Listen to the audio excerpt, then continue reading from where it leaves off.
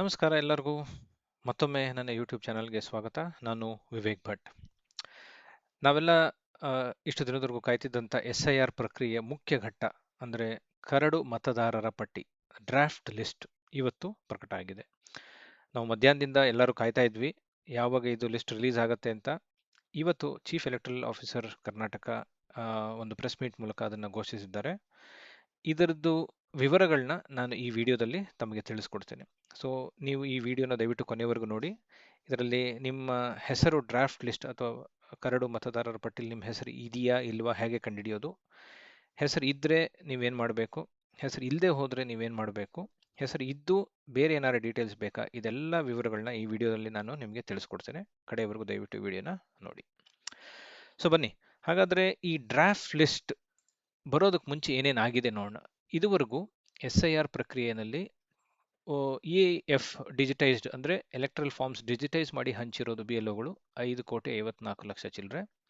ಅದರಲ್ಲಿ ನಿಮಗೆಲ್ಲ ಗೊತ್ತಿರೋ ಹಾಗೆ ಆಗಸ್ಟ್ 17ರವರೆಗೂ ನಾನು ಇನ್ನೊಂದು ವಿಡಿಯೋನಲ್ಲೂ ತಿಳಿಸಿದ್ದೀನಿ, 1 ಕೋಟಿ ಚಿಲ್ಲರೆಯಷ್ಟು ASDDO ಲಿಸ್ಟಲ್ಲಿ ಆ ಹೆಸರುಗಳು ಬಂದಿದೆ.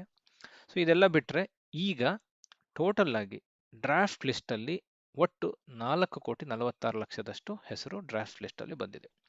ಸೊ ಈ 4,46,00,000 ಚಿಲ್ಲರೆ ಡ್ರಾಫ್ಟ್ ಲಿಸ್ಟಲ್ಲಿ ಇರೋರಲ್ಲಿ ಏನಾಗಿದೆ ಅಂದರೆ 23,45,000 ಚಿಲ್ಲರೆ ಮತ್ತು 20,35,000 ಚಿಲ್ಲರೆ, ಈ ಎರಡು ಲಿಸ್ಟ್ಗಳು ಅದರಲ್ಲಿ ಸೇರಿಕೊಂಡಿದೆ. ಏನಿದು ಅಂದರೆ ಈ 23,45,000 ಚಿಲ್ಲರೆ ನೋ ಮ್ಯಾಪಿಂಗ್ ಅಂದರೆ ಪ್ರೋಜನಿ ಮ್ಯಾಪಿಂಗ್ ಇರ್ಬೋದು ಅಥವಾ ಸೆಲ್ಫ್ ಮ್ಯಾಪಿಂಗ್ ಮಾಡಿರ್ತಾರಲ್ಲ ಅವ್ರ ಹೆಸರು ಕೂಡ ಈ ಲಿಸ್ಟಲ್ಲಿ ಇರುತ್ತೆ, ಡ್ರಾಫ್ಟ್ ಲಿಸ್ಟಲ್ಲಿ. ಆದರೆ ಆ ಮ್ಯಾಪಿಂಗ್ ಇಲ್ಲದೆ ಇರೋದ್ರಿಂದ ಅವ್ರನ್ನ ಸಪರೇಟಾಗಿ ಇಟ್ಕೊಂಡಿದ್ದಾರೆ.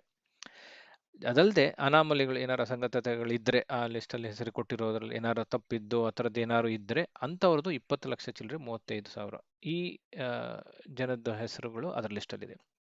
ಸೊ ಈ 4,46,00,000 ಚಿಲ್ಲರೆ ಹೆಸರಲ್ಲಿ ಒಟ್ಟು 43,81,000 ಚಿಲ್ಲರೆ ಇಷ್ಟು ಜನಕ್ಕೆ BLOಗಳಿಂದ ನೋಟಿಸ್ ಬರುತ್ತೆ. ಸೊ ಈ ನೋಟಿಸ್ ಏನು, ಇದ್ರ ಬಗ್ಗೆ ಎಲ್ಲ ಸ್ವಲ್ಪ ವಿವರವಾಗಿ ತಿಳ್ಕೊಳ್ಳೋಣ. ಅದಕ್ಕೆ ಮುಂಚೆ ನಾನು ಹೇಳ್ದಂಗೆ ಈ ವಿಡಿಯೋನ ನೀವು ಕೊನೆವರೆಗೂ ನೋಡಿ. ಇದರಲ್ಲಿ ಮೊದಲಿಗೆ ನಾನು ಇವಾಗ ಏನು ಹೇಳ್ಕೊಡ್ತಾ ಇದ್ದೀನಿ ಅಂತಂದರೆ, ತಮಗೆಲ್ಲ ತಮ್ಮ ಹೆಸರು ವೋಟರ್ ಲಿಸ್ಟಲ್ಲಿ SIR ರಿವಿಷನ್ ಡ್ರಾಫ್ಟ್ ಲಿಸ್ಟಲ್ಲಿ ಇದೆಯಾ ಇಲ್ವಾ ಹೇಗೆ ಕಂಡುಹಿಡಿಯೋದು ಅಂತ. ಅದಕ್ಕೆ ceo.karnataka.gov.in ಈ ವೆಬ್ಸೈಟ್ಗೆ ನೀವು ಹೋಗಬೇಕು. ಮೊಬೈಲಲ್ಲಿ ಕೂಡ ನೀವು ನೋಡ್ಬೋದು, ಆದರೆ ಕಂಪ್ಯೂಟ್ರಲ್ಲಾದರೆ ಸುಲಭ ಆಗುತ್ತೆ. ಸೊ ಇದರಲ್ಲಿ ಮೊದಲನೇ ಲಿಂಕ್ ನೀವು ಇಲ್ಲಿ ಕಾಣುತ್ತೆ, ಡ್ರಾಫ್ಟ್ ಎಲೆಕ್ಟ್ರಲ್ ರೋಲ್ SIR 2026. ಇದನ್ನು ಕ್ಲಿಕ್ ಮಾಡಿದ ತಕ್ಷಣ ಈ ಥರ ಒಂದು ಪೇಜ್ ಓಪನ್ ಆಗುತ್ತೆ. ಇದರಲ್ಲಿ ನಿಮ್ಮ ಆಲ್ರೆಡಿ ನಮ್ಮ ಕರ್ನಾಟಕ ಸ್ಟೇಟ್ ಇರುತ್ತೆ, ಇಯರ್ ಆಫ್ ರಿವಿಷನ್ 2026 ಸೆಲೆಕ್ಟ್ ಮಾಡಿರುತ್ತೆ.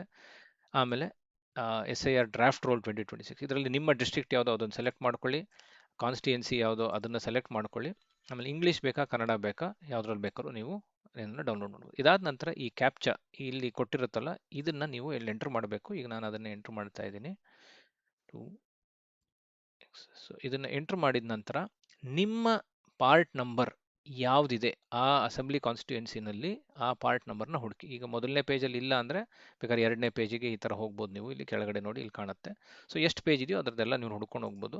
ಈಗ ಮೊದಲನೇಗೆ ನಾನು ಯಾವುದು ಬೇಕು, ಈಗ ನನಗೆ government higher primary school of girls middle wing building Belagali ಇದಿದೆ, ಇದು ಮೊದಲನೇ ಪಾರ್ಟ್ ನಂಬರು. ಸೊ ಇದನ್ನು ಸೆಲೆಕ್ಟ್ ಮಾಡ್ತಾ ಇದ್ದೀನಿ, ಕ್ಯಾಪ್ಚಾ ಎಂಟ್ರ್ ಮಾಡಿದ್ದೀನಿ. ಡೌನ್ಲೋಡ್ ಸೆಲೆಕ್ಟೆಡ್ PDF ಅಂತ ಈ ಥರ ನೀವು ಒತ್ತಿದ ತಕ್ಷಣ ನಿಮಗೆ ಒಂದು PDF ಜನರೇಟ್ ಆಗುತ್ತೆ. ಆ PDF ನೋಡಿ ಈ ಥರ ಇರುತ್ತೆ. ಸೊ ಇದು ಮತದಾರ ಪಟ್ಟಿ 2026ರ S10 ಕರ್ನಾಟಕ ಈ ಥರ ಇದೆ ನೋಡಿ. ಯಾವುದು 19 ಮುಧೋಳ, ಅದೇ ಥರ ಯಾವ ಪಟ್ಟಣ ಅಥವಾ ಗ್ರಾಮ ಬೆಳಗಲಿ ಈ ಗ್ರಾಮದ್ದಿದೆ. ಸೊ ಈ ಎಲ್ಲದರದ ಡೀಟೇಲ್ಸು ಇಲ್ಲಿ ಬರುತ್ತೆ. ನಿಮಗೆ ಬಂದ ಕೂಡಲೇ ಅದು ಎಲ್ಲಿ ಮ್ಯಾಪ್ ಆಗಿದೆ, ಆ ಲೊಕೇಶನ್ ಎಲ್ಲಿದೆ ಅಂತ. ಇದಾದ ನಂತರ ನೋಡಿ ಈ ಥರ ಒಂದು ಲಿಸ್ಟ್ ನಿಮಗೆ ಕಾಣುತ್ತೆ. ಇಲ್ಲಿ ನಿಮ್ಮ ಹೆಸರು ಅಥವಾ ಸಂಬಂಧಿಕರ ಹೆಸರು, ಮನೆ ಸಂಖ್ಯೆ ಅಥವಾ ವಯಸ್ಸು, ಇದೆಲ್ಲ ಡೀಟೇಲ್ಸು ಇದರಲ್ಲಿರುತ್ತೆ. ಜೊತೆಗೆ ನಿಮ್ಮ ಎಪಿಕ್ ಕಾರ್ಡ್ ನಂಬರ್ ಅದರ ಡೀಟೇಲ್ಸ್ ಕೂಡ ಇರುತ್ತೆ. ಭಾವಚಿತ್ರ ಒಂದು ಇಲ್ಲಿರಲ್ಲ, ಪ್ರೈವಸಿ ಕಾರಣಕ್ಕಾಗಿ ಅದನ್ನು ಅವರು ಸದ್ಯಕ್ಕೆ ಹಾಕಿಲ್ಲ. ಸೊ ಈ ಥರ ನಿಮ್ಮ ಲಿಸ್ಟ್ ಇರುತ್ತೆ.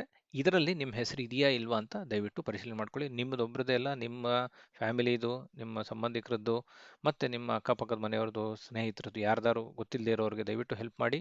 ಅವ್ರ ಹೆಸರು ಇದೆಯಾ ಇದರಲ್ಲಿ ಅಂತ ಕನ್ಫರ್ಮ್ ಮಾಡ್ಕೊಳ್ಳಿ. ಮಾಡ್ಕೊಂಡ ನಂತರ ಇದೇ ಥರ ನೋಡಿ, ನಿಮಗೆ ಇಂಗ್ಲೀಷಲ್ಲಿ ಬೇಕಾ ಇಂಗ್ಲೀಷಲ್ಲೂ ಇದೇ PDF ನಿಮಗೆ ಸಿಗುತ್ತೆ. ಅದೇ ಸೇಮ್ ಡೀಟೇಲ್ಸು ಇಂಗ್ಲೀಷಲ್ಲಿ ಕೂಡ ಇದೆ. ಸೊ ಅದೇ ಥರ ನೀವು ಇಲ್ಲಿ ಹುಡ್ಕೊಳ್ಬೋದು. ಸೊ ಇದು ನೀವು ಹುಡುಕುವಂಥದ್ದು ನಿಮ್ಮ ಯಾವುದು ಡಿಸ್ಟ್ರಿಕ್ಟ್ ಇದೆಯೋ ಅದರ ಪ್ರಕಾರ ನೀವು ಸೆಲೆಕ್ಟ್ ಮಾಡಿ ಹುಡ್ಕೊಳ್ಬೋದು. ಇದು ಒಂದಾದರೆ chief electoral Karnataka government dot in ಇಲ್ಲೂ ಹೋಗ್ಬೋದು. ಇಲ್ಲ ಅಂತಂದರೆ voters.eca.gov.in ECA ನೆಟ್ ಅಂತ ಅಪ್ಲಿಕೇಶನ್ ಇದೆಯಲ್ಲ, ಇಲ್ಲಿ ಬಂದ್ರೂ ಕೂಡ ಡೌನ್ಲೋಡ್ ಎಲೆಕ್ಟ್ರಲ್ ರೋಲ್ ಅಂತ ಇಲ್ಲಿದೆ ಆಪ್ಷನ್ನು. ಇದಕ್ಕೆ ಹೋದ ಕೂಡಲೇ ನೋಡಿ ನಿಮಗೆ ಅಲ್ಲಿ ಕರ್ನಾಟಕ ಯಾವುದು ಸ್ಟೇಟ್ ಬೇಕಾದ್ರೂ ಸೆಲೆಕ್ಟ್ ಮಾಡ್ಬೋದು. ಮುಂಚೆ ತೋರಿಸಿದ ವಿಡಿಯೋನಲ್ಲಿ ಕರ್ನಾಟಕಕ್ಕೆ ಮಾತ್ರ ಸೀಮಿತವಾಗಿತ್ತು. ಇದರಲ್ಲಿ ನೀವು ಯಾವ ಸ್ಟೇಟ್ ಬೇಕಾದ್ರೂ ಹುಡ್ಕೊಳ್ಬೋದು. ನೀವು ಬೇರೆ ರಾಜ್ಯದವರಾಗಿದ್ದರೆ ನೀವು ಇಲ್ಲಿ ನಿಮ್ಮ ಸ್ಟೇಟ್ ಪ್ರಕಾರ ನೀವು ಹುಡ್ಕೊಳ್ಬೋದು. ಅದೇ ಥರನೇ ಸೇಮ್ ಇಯರ್ ಆಫ್ ರಿವಿಷನ್ ಎಲ್ಲ ಸೆಲೆಕ್ಟ್ ಮಾಡ್ತೀರಾ, ಕ್ಯಾಪ್ಚರ್ ಸೆಲೆಕ್ಟ್ ಮಾಡ್ತೀರಾ, ಅದರ ಪ್ರಕಾರ ಬರುತ್ತೆ. ಸೊ ಇದು ನಿಮಗೆ ಇಂಗ್ಲೀಷು ಮತ್ತು ಕನ್ನಡ ಎರಡರಲ್ಲೂ ನಿಮಗೆ ಕಾಣಿಸುತ್ತೆ.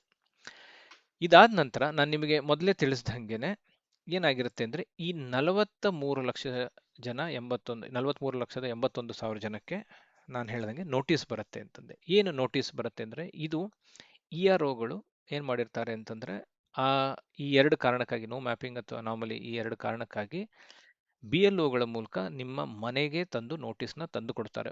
ಒಂದು ವೇಳೆ ನೀವು ಇಲ್ಲ ಅಂತಂದರೆ ನೀವು ಯಾರನ್ನಾರು ಗುರುತಿಸ್ಬೋದು, ಯಾರು ಆ ನೋಟಿಸ್ನ ಇಸ್ಕೊಳ್ಬೇಕು ಅಂತ. ಅವರು ಆ ನೋಟಿಸ್ನ ಇಸ್ಕೊಳ್ತಾರೆ. ನೀವು ಆ ನೋಟಿಸ್ ನಿಮ್ಮ ಕೈಗೆ ತಲುಪಿದ ಕೂಡಲೇ ಅದರಲ್ಲಿ ಯಾವ ಕಾರಣಕ್ಕಾಗಿ ನೀವು ನಿಮ್ಮದು ನೋ ಮ್ಯಾಪಿಂಗ್ ಅಥವಾ ಅನಾಮಲಿ ಲಿಸ್ಟಲ್ಲಿ ನಿಮ್ಮ ಹೆಸರು ಬಂದಿದೆ ಅಂತ ಅವರು ತಿಳಿಸಿರ್ತಾರೆ. ಅದಕ್ಕೆ ಸಂಬಂಧವಾದ ಯಾವ ಒಂದು ಡಾಕ್ಯುಮೆಂಟ್ಸ್ನ ನೀವು ಸಬ್ಮಿಟ್ ಮಾಡಬೇಕು ಅನ್ನೋದನ್ನು ಕೂಡ ಅದರಲ್ಲಿ ಮೆನ್ಷನ್ ಮಾಡಿರ್ತಾರೆ. ಅದರಲ್ಲಿ ನೀವು ಯಾವ ದಿನಾಂಕ, ಯಾವ ಹೊತ್ತಿಗೆ ಮತ್ತು ಎಲ್ಲಿ ಈ ಎಲ್ಲ ವಿವರಗಳನ್ನು ಆ ನೋಟಿಸಲ್ಲಿರುತ್ತೆ. ನೀವು ಆ ದಿನಾಂಕದಂದು ನೀವು ಹೇಳಿರುವಂಥ ಆ ಡಾಕ್ಯುಮೆಂಟ್ಸನ್ನು ನೀವು ತೊಗೊಂಡು ಹೋಗಿ ಅಲ್ಲಿ ERO ಅಥವಾ AEROಗಳಿರ್ತಾರೆ, ಅವರಿಗೆ ಸಬ್ಮಿಟ್ ಮಾಡಿ ಅವರು ಅದನ್ನು ಪರಿಶೀಲನೆ ಮಾಡ್ತಾರೆ. ಪರಿಶೀಲನೆ ಮಾಡಾದಮೇಲೆ ನಿಮಗೆ ಅಪ್ಡೇಟ್ ಮಾಡ್ತಾರೆ. ಸೊ ಇದು ಈ ಲಿಸ್ಟಲ್ಲಿರೋ ಹೆಸರು. ಸೊ ಒಂದು ವೇಳೆ ಈ ಲಿಸ್ಟಲ್ಲಿ ನಿಮ್ಮ ಹೆಸರು ಇಲ್ಲ, ನೋ ಮ್ಯಾಪಿಂಗ್ ಅಥವಾ ಅನಾಮಲಿ ಲಿಸ್ಟಲ್ಲಿ ಇರಲಿಲ್ಲ ನಿಮ್ಮದು ಅಂದರೆ ನಿಮಗೇನು ನೋಟಿಸ್ ಬರಲ್ಲ. ಹಾಗಾಗಿ ನೀವು ಕ್ಷೇಮವಾಗಿರ್ಬೋದು. ನಿಮ್ಮ ಹೆಸರು ವೋಟಿಂಗ್ ಲಿಸ್ಟಲ್ಲಿ ಖಂಡಿತ ಬರುತ್ತೆ ಅಂತ ನೀವು ಅಂದ್ಕೊಳ್ಬೋದು. ಹೆಸರು ಈ ನೋ ಮ್ಯಾಪಿಂಗ್ ಆ್ಯಂಡ್ ಅನಾಮಲಿ ಲಿಸ್ಟಲ್ಲಿ ಹೆಸರು ಇದ್ದರೆ ನೀವು ಆ ಡಾಕ್ಯುಮೆಂಟ್ ಸಬ್ಮಿಟ್ ಮಾಡ್ತೀರಾ. ಅದಾದ ನಂತರ ಅವರು EROಗಳು ಪರಿಶೀಲಿಸಿ ಮುಂದಿನ ಕ್ರಮ ಕೈಗೊಳ್ತಾರೆ. ಸೊ ಇದೆಲ್ಲದಕ್ಕೂ ಟೈಮ್ ಯಾವಾಗ ಅಂದರೆ ಇವತ್ತು 24 ಆಗಸ್ಟ್ 2026ಕ್ಕೆ ಈ ಪ್ರಕ್ರಿಯೆ ಶುರುವಾಗುತ್ತೆ, ನೋಟಿಸ್ ಕೊಡೋ ಪ್ರಕ್ರಿಯೆ. ಇದು ಅಕ್ಟೋಬರ್ 22ರ ಒಳಗೆ ಪೂರ್ಣ ಮುಗಿಬೇಕು. ಅಂದರೆ ನಿಮಗೆ ನೋಟಿಸ್ ಕೊಟ್ಟು ಅವರು ಅದರ ಡಾಕ್ಯುಮೆಂಟ್ಸ್ ಕಲೆಕ್ಟ್ ಮಾಡಿ ಅದೆಲ್ಲ ಪ್ರಕ್ರಿಯೆಗಳು ಅಕ್ಟೋಬರ್ 22ರೊಳಗೆ ಮುಗಿಯುತ್ತೆ. ಮುಗಿದ ನಂತರ ಆಮೇಲೆ ಫೈನಲ್ ಲಿಸ್ಟನ್ನು ಅವರು ಪ್ರಕಟಿಸ್ತಾರೆ. ಸೊ ಇದು ಮುಖ್ಯವಾಗಿ ನಡಿಬೇಕಾದಂಥ ಕೆಲಸ. ಇದರ ಜೊತೆಗೆ ಒಂದು ವೇಳೆ ಇನ್ನು ಮೇಲೆ ನಿಮ್ಮ ಹೆಸರು ನಿಮಗೆ ಈಗ ಆಲ್ರೆಡಿ ಬಂದಿದೆ ವೋಟರ್ ಲಿಸ್ಟಲ್ಲಿ, ಅಂದರೆ ಈ ಡ್ರಾಫ್ಟ್ ಲಿಸ್ಟಲ್ಲಿ ಬಂದಿದೆ. ಸೊ ಈಗ ನೀವೇನಾರು ಕರೆಕ್ಷನ್ಸ್ ಮಾಡ್ಕೊಳ್ಬೇಕು ಅಂತಂದರೆ ನಿಮ್ಮ ಹೆಸರು ಅಥವಾ ಡೇಟ್ ಆಫ್ ಬರ್ತ್ ಏನು ಬೇಕಾದ್ರೂ ಕರೆಕ್ಷನ್ ಮಾಡ್ಕೊಳ್ಳೋಂಥದ್ದಿದ್ರೆ ಫಾರಮ್ 8ನ ನೀವು ಸಬ್ಮಿಟ್ ಮಾಡ್ಬೋದು. ಅಥವಾ ನಿಮ್ಮ ಹೆಸರಲ್ಲಿ ಏನು ತೊಂದರೆ ಇಲ್ಲ, ನೀವು ಬೇರೆ ಹೊಸದಾಗಿ ನೀವು ಏನಾದ್ರು ಹೆಸರು ಸೇರಿಸಬೇಕು ಬೇರೆ ಯಾರ್ದಾರ ನಿಮ್ಮ ಮನೆಯಲ್ಲಿದ್ದರೆ ಫಾರಮ್ 6ನ ಸಬ್ಮಿಟ್ ಮಾಡ್ಬೋದು.